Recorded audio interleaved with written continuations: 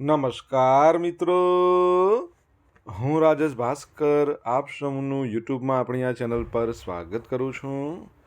મિત્રો, આજે આપણે તારીખ 1 એપ્રિલ 2025ના કેટલાક મોસ્ટ ઇમ્પોર્ટન્ટ કરંટ અફેર અને અગાઉની પરીક્ષામાં પૂછાયેલા કેટલાક ઇમ્પોર્ટન્ટ પ્રશ્નો વિશે ડિટેલમાં ચર્ચા કરીશું, જે આપને આવનારી પરીક્ષા માટે ખૂબ જ ઉપયોગી સાબિત થશે. તો મિત્રો, આપ આ ચર્ચા સાથે જોડાઈ રહેજો અને વિડીયોને પહેલેથી લઈને છેલ્લે સુધી પૂરેપૂરો જોવાનો આગ્રહ રાખજો. તો ચલો મિત્રો, શરૂ કરીએ. શરૂઆત કરતાં પહેલાં જણાવી દઉં કે જો તમારે આપણી આ યુટ્યુબ ચેનલને સબસ્ક્રાઈબ કરવાનું હજી પણ બાકી હોય તો ચેનલને સબસ્ક્રાઈબ કરજો, નોટિફિકેશન બેલ આઇકોનને પ્રેસ કરીને, અને જો તમને વિડીયો પસંદ આવે તો વિડીયોને લાઈક કરજો અને તમારા જેટલા પણ મિત્રો છે બધા મિત્રો જોડે આ વિડીયોની લિંકને શેર કરજો. તો શરૂઆત કરીએ. સૌપ્રથમ જોઈશું અગાઉની પરીક્ષામાં પૂછાયેલા ભૂગોળના પ્રશ્નો, જેના જવાબો તમારે મને કમેન્ટ બોક્સમાં લખીને જણાવવાના છે.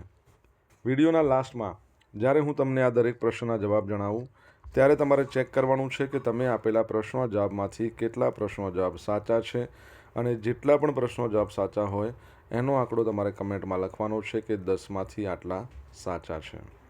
ડેલી જીકે ટેસ્ટમાં આપણે રોજ 10 પ્રશ્નો પૂછીએ છીએ, જેમાંથી 5 પ્રશ્નો ભારતની ભૂગોળના હોય છે.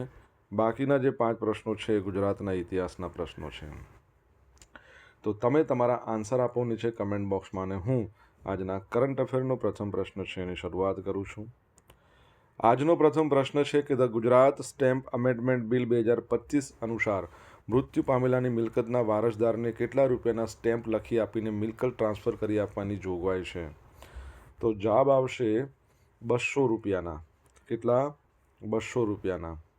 તો ગુજરાત વિધાનસભાની અંદર the Gujarat stamp amendment bill 2025 રજૂ કરવામાં આવ્યું હતું, જે અનુસાર ગુજરાત સ્ટેમ્પ અધિનિયમ 1958ની કલમ 62(ક)(3) એની સાથે કલમ 9(a)ની જોગવાઈનું પાલન ન કરનાર અથવા તો જે સ્ટેમ્પ ડ્યુટી છે એ વસૂલીને સરકારમાં જમા કરાવવામાં નિષ્ફળ જનાર કે સ્ટેમ્પ ડ્યુટી છે એ સંદર્ભે ખોટી માહિતી આપનારની દંડની રકમમાં વધારો કરવામાં આવ્યો છે, જેમાં દંડની રકમ હાલના 200 હતા તેથી વધારીને 1 લાખ રૂપિયા કરવામાં આવી છે. આ રીતે કરવામાં આવતો દંડ ઓછામાં ઓછો 10,000 રૂપિયા તો કરવો જ પડશે એવી જોગવાઈ છે નવા સૂચિત સુધારા ખરડામાં દાખલ કરવામાં આવી છે.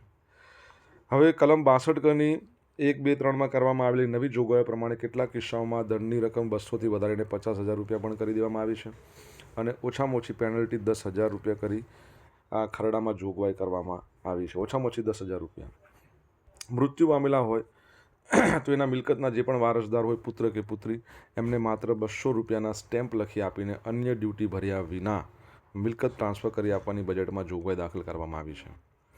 આ જ રીતે આર્ટિકલ 36માં સુધારો સૂચવીને તારણમાં આપેલી એટલે કે ગિરોકત કરી આપેલી જે મિલકત છે એમાં 500થી 1,000 રૂપિયાનો દંડ કરવાની જોગવાઈમાં વધારો કર્યો છે, અને 5,000 રૂપિયાનો દંડ કરવાની જોગવાઈ દાખલ કરી છે. ભાડા પર રહેઠાણની અને કમર્શિયલ પ્રોપર્ટી આપનારા ઉપર બોજો પણ વધારવામાં આવ્યો છે. જો ભાડા કરાર રહેઠાણ માટે હોય તો 500 રૂપિયાનો સ્ટેમ્પ, કમર્શિયલ માટે હોય તો 1,000 રૂપિયાનો સ્ટેમ્પ, બરાબર છે, આ વાપરવાની જોગવાઈ છે. ઓકે, તો વિધાનસભામાં આ બિલ છે રજૂ કરવામાં આવ્યું છે. ગુજરાત વિધાનસભાની વાત કરીએ તો 15મા નંબરની વિધાનસભા ચાલી રહી છે. 182 સીટો છે. તમારે જણાવવાનું છે કે વિધાનસભાના સ્પીકર હાલમાં કોણ છે. તમને ખબર હોય તો કમેન્ટ બોક્સમાં લખીને જણાવો. ભારતીય રિઝર્વ બેંકની સ્થાપના ક્યારે કરવામાં આવી હતી? તો 1 એપ્રિલ 1935માં, બરાબર છે, રિઝર્વ બેંક ઓફ ઇન્ડિયાની સ્થાપના કરવામાં આવી. યાદ રાખજો, 1 એપ્રિલ છે ને એને આપણે કહીએ છીએ ઉત્કલ દિબાશા. શું કહેવાય છે? ઉત્કલ દિબાશા. ઉત્કલ દિવસ પણ કહેવાય છે. ઓડિશાનો સ્થાપના દિવસ છે. ઓડિશા રાજ્યનો સ્થાપના દિવસ છે. રિઝર્વ બેંકની વાત કરીએ, 1 એપ્રિલ 1935ના રોજ રિઝર્વ બેંક ઓફ ઇન્ડિયા એનો જે એક્ટ હતો 1934 એના હેઠળ એની સ્થાપના કરવામાં આવી. રિઝર્વ બેંકની સેન્ટ્રલ ઓફિસની શરૂઆત કલકત્તામાં થઈ હતી, પરંતુ 1937માં એને કાયમી ધોરણે મુંબઈ ખસેડવામાં આવી. ઓક્ટોબર 1935માં આરબીઆઈના લંડન કાર્યાલયની સ્થાપના કરવામાં આવી, જે 30 સપ્ટેમ્બર 1963 સુધી કાર્યરત રહ્યું હતું. આરબીઆઈ દ્વારા જાન્યુઆરી 1938માં પોતાની પ્રથમ રિઝર્વ બેંક નોટ જાહેર કરવામાં આવી. 11 માર્ચ 1940ના રોજ આરબીઆઈએ દેશનું આંકડાકીય વર્ષ જાન્યુઆરી ડિસેમ્બરથી બદલીને જુલાઈ જૂન કર્યું હતું. હવે હાલમાં તમે જોશો ને તો એપ્રિલથી માર્ચ છે, એટલે આજથી શરૂ થાય છે એનું નવું વર્ષ. 13 ઓગસ્ટ 1943ના રોજ પ્રથમ ભારતીય આરબીઆઈના ગવર્નર સીડી દેશમુખની નિયુક્તિ કરવામાં આવી હતી. આ ભારતીય ગવર્નર. તમને પૂછે કે પ્રથમ બ્રિટિશ ગવર્નર કોણ હતા, તો એસબોર્ન સ્મિથ. તમને પૂછે પ્રથમ ગુજરાતી ગવર્નર કોણ હતા, તો આઈજી પટેલ. વર્ષ 1949માં આરબીઆઈનું the reserve bank transfer of public ownership act 1948ના માધ્યમથી રાષ્ટ્રીયકરણ કરવામાં આવ્યું. તમામ શેરનું હસ્તાંતરણ કેન્દ્ર સરકારને કરવામાં આવ્યું હતું. આમ 1 જાન્યુઆરી 1949થી આરબીઆઈએ સંપૂર્ણપણે સરકારની માલિકીની બેંક તરીકે કાર્ય કરવાની શરૂઆત કરી હતી. તમને ખ્યાલ હોય તો રિસન્ટલી આરબીઆઈએ રેપો રેટમાં 6.25% એટલે 5 બેસીસનો ઘટાડો કર્યો કહી શકાય. 25 બેસીસનો. પહેલાં 6.50 હતો, અત્યારે 6.25 છે. અને રિવર્સ રેપો રેટ 3.35 3.35% છે. તમારા માટે પ્રશ્ન, હાલમાં આરબીઆઈના 26મા નંબરના જે ગવર્નર છે એમનું નામ શું છે? બરાબર છે. ઓકે, કમેન્ટ બોક્સમાં લખીને જણાવો જો આન્સર આવડતો હોય તો. ભારત એપ્રિલ 2025માં તાંજાનિયા સાથે IKM નામની દરિયાઈ કવાયત યોજશે. આજનો જે દિવસ છે ને એમાં ઘણી બધી કવાયતો આપણે ભણવાના છે, એક્સરસાઇઝો. તો તાંજાનિયાથી શરૂ કરીએ. એપ્રિલ 2025માં હિન્દ મહાસાગરની અંદર તાંઝાનિયા સાથે IKM એનું ફૂલ ફોર્મ શું થાય? A for Africa, I for India, કી એ કી એમને એમ કી મેરીટાઈમ એન્ગેજમેન્ટ, MEમાંથી મેરીટાઈમ એન્ગેજમેન્ટ છે. તો આ નામની દરિયાઈ કવાયતનું સહયજમાન કરશે. પ્રથમ લશ્કરી કવાયત IKM જેનો સંસ્કૃતમાં અર્થ એકતા થાય છે. તાંઝાનિયા સહિત 10 આફ્રિકન દેશો ભાગ લેશે. IKM દરિયાઈ કવાયતની શરૂઆત એપ્રિલ 2025 દરમિયાન તાંઝાનિયાના દાર એ સલામ ખાતે યોજાવાની છે. એનું આયોજન ભારતીય નૌકાદળ, તાંઝાનિયન પીપલ ડિફેન્સ ફોર્સ દ્વારા સહયજમાન પદ હેઠળ કરવામાં આવશે. ભારત અને તાંઝાનિયા દ્વારા સહ આયોજિત આ IKM મેરીટાઈમ કવાયતમાં દક્ષિણ Africa, Kenya, એરિટ્રિયા, Comoros, જીબુટી, મેડાગાસ્કર, Mauritius, Seychelles, Mozambique એ બધા પણ ભાગ લેશે. ઓકે, આ યાદ રાખજો.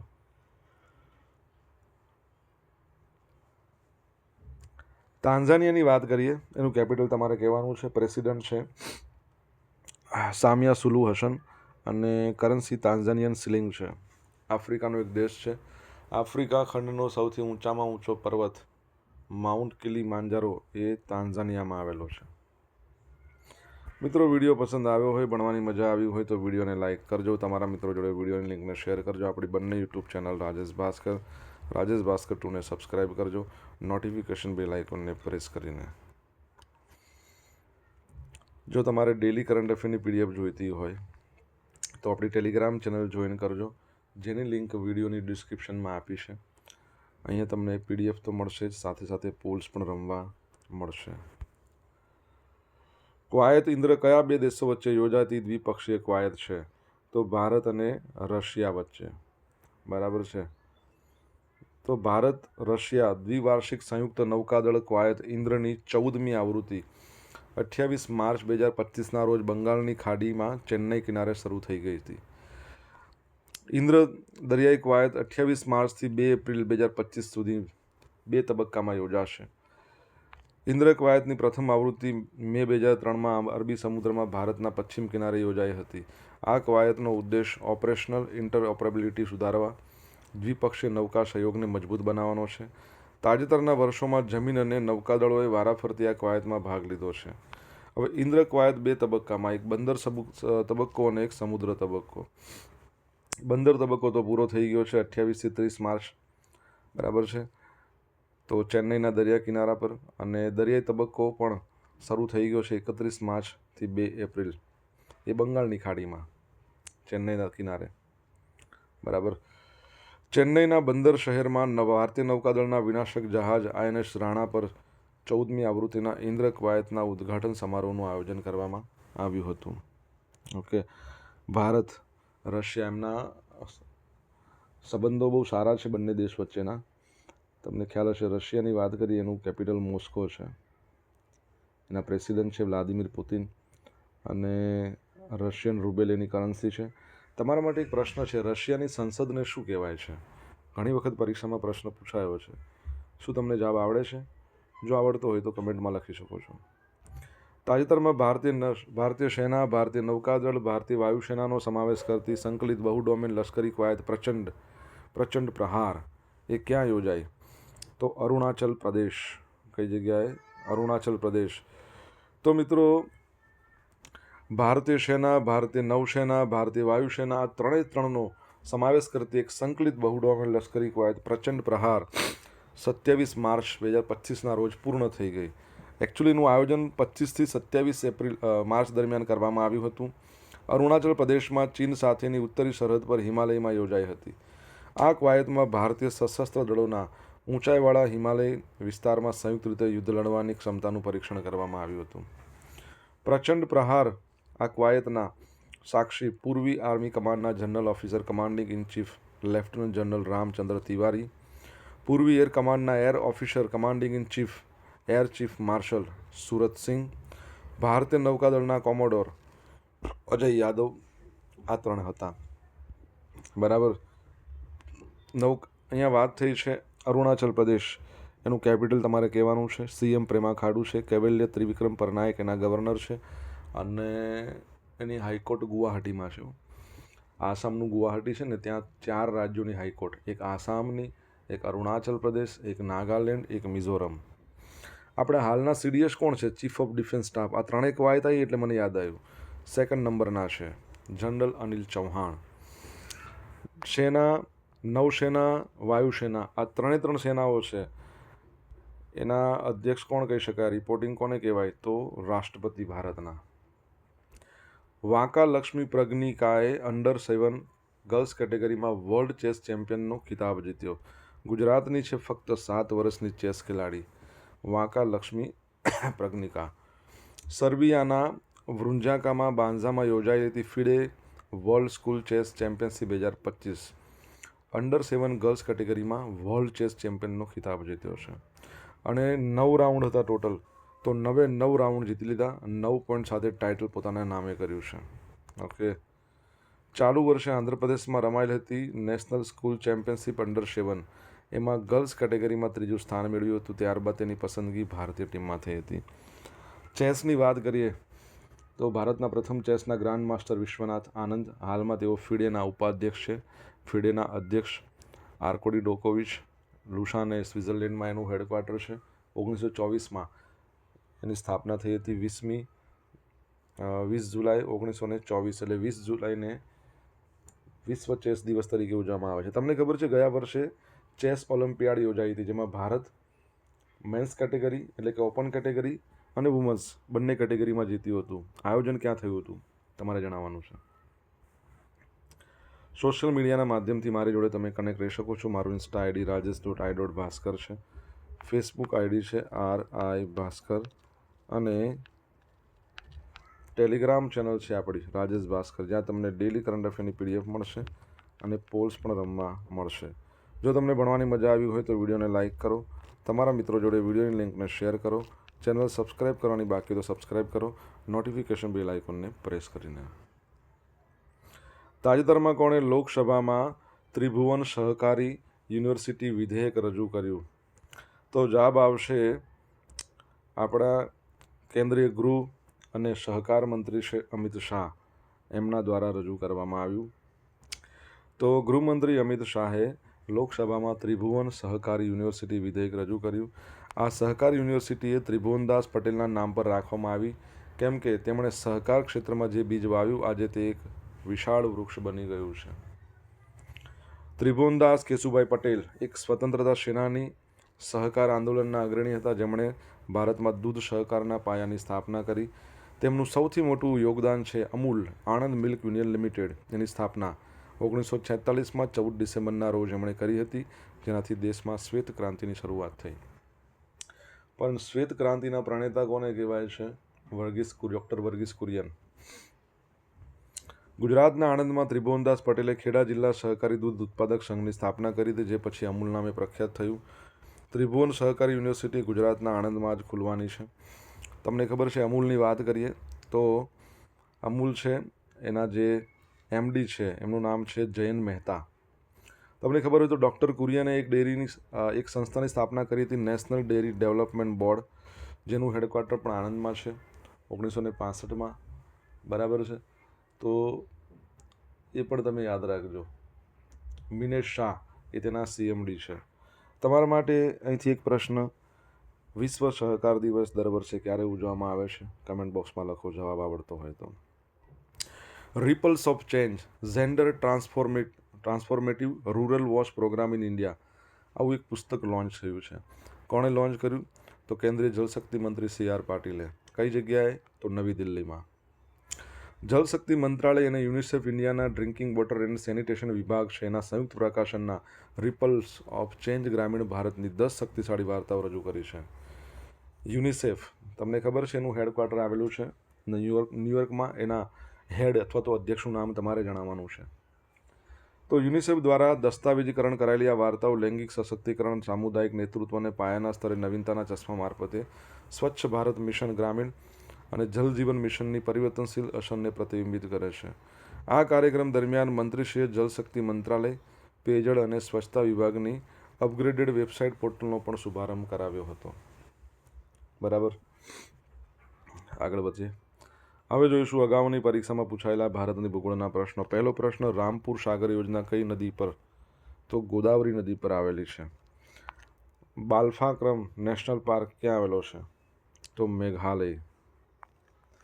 દ્રાક્ષના ઉત્પાદનના સંબંધમાં વિશ્વમાં ભારતનો કેટલામો ક્રમ છે? પ્રથમ. લૂ એ કયા પ્રકારનો પવન છે? સ્થાનિક પવન. Central leprosy training and research institute એ ક્યાં આવેલું છે? કલકત્તા, એટલે હાલમાં કોલકાતા. હવે મિત્રો જોઈશું અગાઉની પરીક્ષામાં પૂછાયેલા ગુજરાતના ઇતિહાસના પ્રશ્નો. પહેલો પ્રશ્ન: વાંડી વાંસની લડાઈ 1760માં અંગ્રેજ લશ્કરનો કમાન્ડર કોણ હતો? તો જનરલ આયર કુક. ગોવિંદ ત્રીજો તથા અમોઘ વર્ષા નામના રાજ્યો કયા વંશમાં હતા? રાષ્ટ્રકૂટ. રેગ્યુલેટરી એક્ટ 1773 પાસ થયો. એ સમયગાળામાં ઇંગ્લેન્ડના વડાપ્રધાન કોણ હતું? તો લોર્ડ આવશે અહીંયા. ત્રીજી બૌદ્ધ સભા ક્યાં મળી હતી? પાટલીપુત્ર. વચગાળાની પ્રથમ રાષ્ટ્રીય સરકારની રચના ક્યારે થઈ હતી? તો 2 સપ્ટેમ્બર 1946.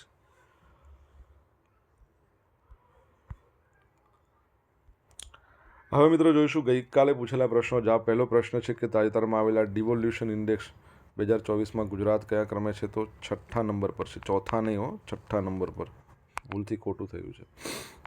કયા IIT ખાતે એશિયાનો સૌથી મોટા ઇન્ટર કોલેજિયેટ ટેકનિકલ અને ઉદ્યોગ સાહસિક મહોત્સવ ટેક કૃતિ 2024નું ઉદ્ઘાટન થયું? તો IIT કાનપુર ખાતે. હવે આપણે જોઈશું આજે પૂછેલા પ્રશ્નોના જવાબ. પહેલો પ્રશ્ન શું હતો કે વિધાનસભાના હાલના સ્પીકર કોણ છે? તો શંકર ચૌધરી. ગુજરાત વિધાનસભાના સ્પીકર શંકર ચૌધરી છે. સેકન્ડ પ્રશ્ન: RBIના હાલના ગવર્નર છે, એમનું નામ શું છે? તો સંજય મલ્હોત્રા છે. ત્રીજો પ્રશ્ન: તાન્ઝાનિયાનું કેપિટલ શું છે? તો ડોડોમા. ચોથો પ્રશ્ન છે: રશિયાની સંસદને શું કહેવાય છે? ડ્યુમા. પાંચમો પ્રશ્ન: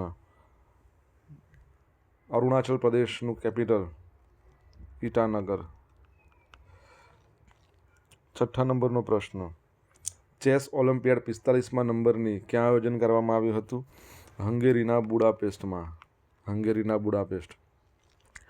સાતમા નંબરનો પ્રશ્ન: આંતરરાષ્ટ્રીય સહકાર દિવસ ક્યારે મનાવવામાં આવે છે? જુલાઈ મહિનાનો પહેલો શનિવાર. આઠમા નંબરનો પ્રશ્ન: યુનિસેફના હેડ કોણ છે? Catherine Rachel. બરાબર છે. ચલો હવે જોઈશું ગઈકાલના કરંટ અફેરમાંથી પૂછેલા કેટલાક ઇમ્પોર્ટન્ટ પ્રશ્નો, જેના જવાબો તમારે કમેન્ટ બોક્સમાં લખવાના. પહેલો પ્રશ્ન: તાજેતરમાં રાષ્ટ્રીય રક્ષા યુનિવર્સિટીએ ભારતમાં સાયબર સુરક્ષા શિક્ષણ અને તાલીમને આગળ વધારવા કોની સાથે સમજૂતી કરાર પર હસ્તાક્ષર કર્યા? સેકન્ડ પ્રશ્ન, ભારત સરકારે મ્યાનમારમાં આવેલા ભૂકંપ માટે માનવતાવાદી સહાય મોકલીને શું નામ આપવામાં આવ્યું? જો જવાબ આવડતો હોય તો કમેન્ટ બોક્સમાં લખીને જણાવજો. તો મિત્રો, આ હતા આજના દિવસના કેટલાક મોસ્ટ ઇમ્પોર્ટન્ટ કરંટ અફેર સાથે આપણે જોયું અગાઉની પરીક્ષામાં પૂછાયેલા કેટલાક ઇમ્પોર્ટન્ટ પ્રશ્નો એના જવાબની સાથે. આશા રાખું બધાને ભણવાની મજા પડી હશે. મજા પડી હોય તો વિડીયોને લાઇક કરો, તમારા મિત્રો જોડે વિડીયોની લિંકને શેર કરો. આપણી બંને યુટ્યુબ ચેનલ રાજેશ ભાસ્કર અને રાજેશ ભાસ્કર 2 બંનેને તમારે સબસ્ક્રાઇબ કરવાની છે. બાકી હોય તો નોટિફિકેશન બેલ આઇકોનને પ્રેસ કરીને. તો મિત્રો, thank you so much for watching this video. Have a nice day. જય હિન્દ, જય ભારત, જય જય ગરવી ગુજરાત.